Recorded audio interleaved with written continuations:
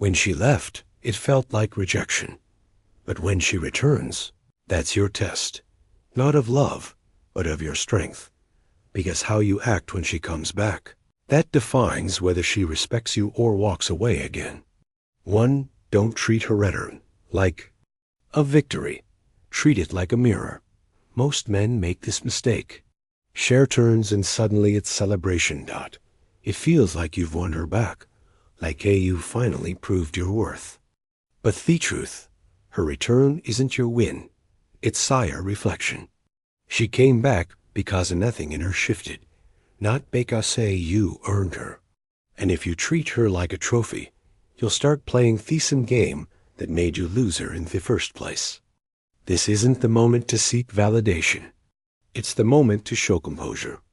Because if you pedestal her return, you send a silent message. I wasn't complete without you. And nothing kills desire faster than neediness disguised as gratitude.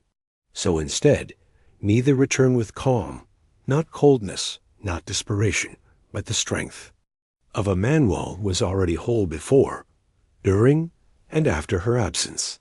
She's not the prize. Mutual respect is.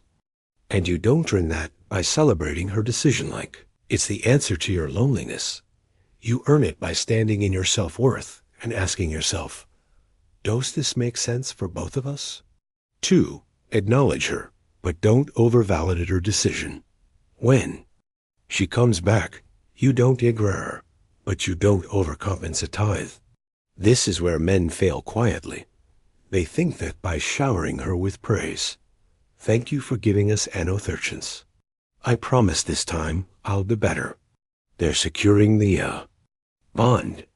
What they are really doing, surrendering their power. Acknowledgement is about presence, not performance. Say what's real. I hear you. I appreciate the effort, but avoid emotional theatrics. Why? Because the second she senses that the return makes you emotionally installed, she questions your stability altogether. Validation is her territory. If you give it away too freely, you're not being emotionally available.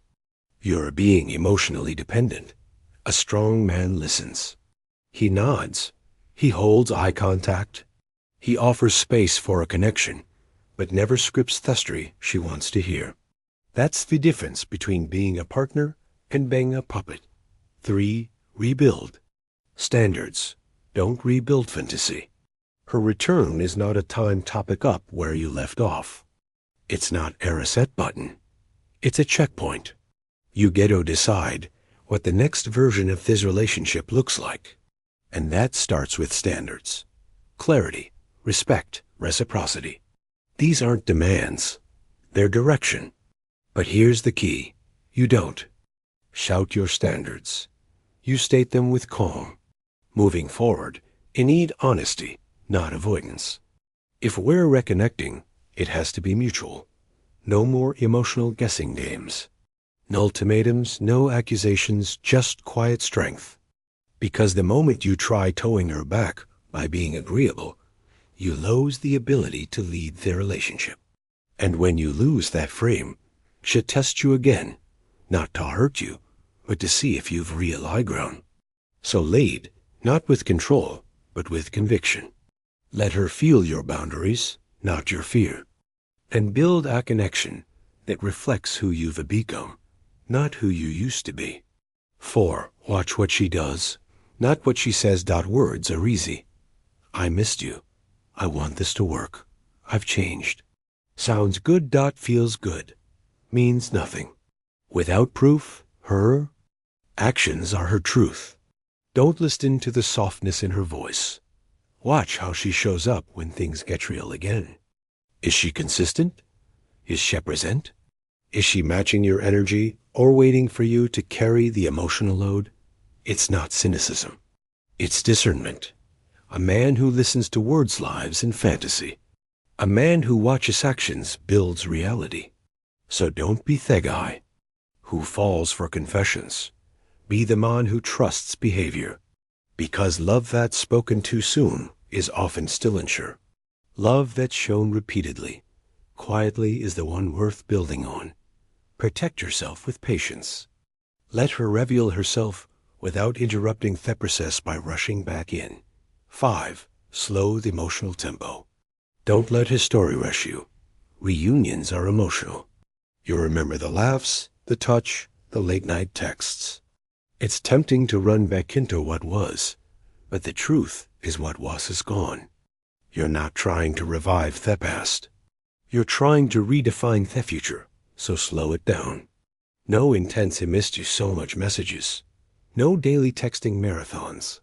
No planning vacationspor. You've rebuilt communication.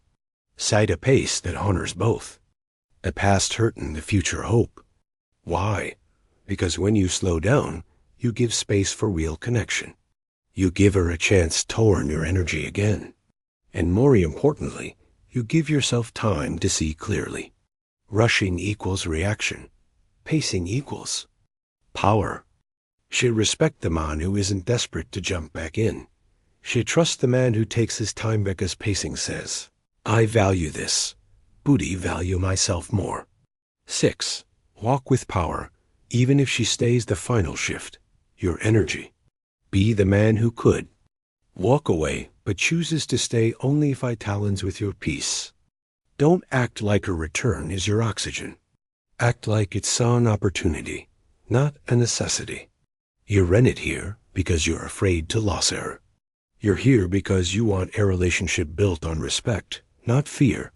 She needs to feel that you're choosing this. With eyes open, not arms desperate. That you're not staying because you're afraid to be alone, but because you know what a healthy connection looks like, and you believe it's possible with her dot. And if it's not, you'll walk silently with dignity. Because the moment yubbly of your life depends on her presence, she'll start testing your absence. So hold your ground. Not to punish her, but to protect yourself. Because real love isn't a rescue mission. It's a conscious choice. If she's returned, don't act like it's fate.